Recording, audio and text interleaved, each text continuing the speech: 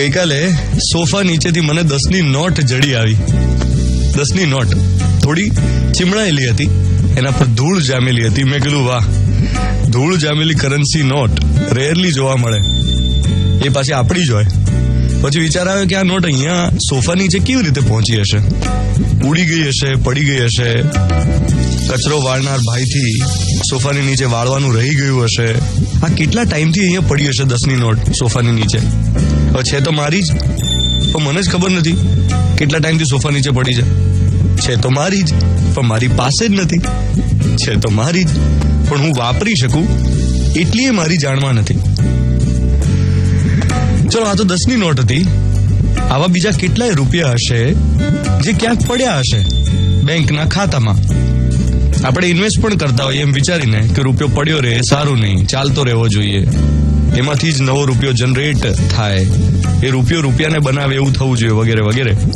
મારો સવાલ એ છે કે શું આપણે પોતે જેટલા રૂપિયા કમાયા છીએ એ બધા રૂપિયાનો પૂરેપૂરી રીતે ઉપયોગ કરીએ છીએ ખરા, કે પછી પડ્યો રહે છે પૈસો? આપણે પૈસા કમાઈએ છીએ એનું કરીએ છીએ શું? ક્યાંથી પૈસો આવે ને ક્યાં જાય છે? કેટલાય લોકો કમાય તો છે, વાપરતા નથી. કેટલાક પૈસાને વાવે છે, લણે છે, કેટલાક માણે છે, તો કેટલાક વેડફી નાખે છે, કેટલાક દેખાદેખીમાં ઉડાવે છે.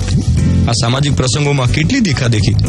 આપણે બધાને ત્યાં જમ્યા હોઈએ એટલે બધાને જમાડવા તો પડે જ ને. આ એક વાક્યને કારણે ઘણો પૈસો અનનેસેસરી ઘણીવાર બરબાદ થઈ જતો હોય છે. ઘણો સારી રીતે વપરાતો હોય છે, પણ માની લો કે આપણા બોસ વેકેશનમાં ઓસ્ટ્રેલિયા ગયા, તો યાર આપણે નહીં તો સિંગાપોર, દુબઈ તો જઈએ. આ જે વિચાર છે ને, એક દેખાદેખી અને બીજું અદેખાઈ, આ બંનેમાં પૈસો વેડફાય છે. તો કરકસર, લોભ અને ઉદારતા, આ બધા વચ્ચેનો ભેદ સમજવો ખૂબ જરૂરી બની જાય છે.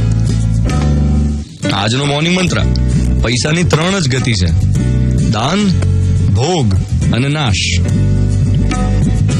એમાંથી તમારી 10ની નોટ કઈ દિશામાં ઉડે છે એ જરા જોઈ લેજો. પૈસાની 3 જ ગતિ છે, દાન, ભોગ અને નાશ. આપણી 10ની નોટ કઈ દિશામાં ઉડાડવી આપણા હાથમાં છે. 7:12 થઈ રહી છે.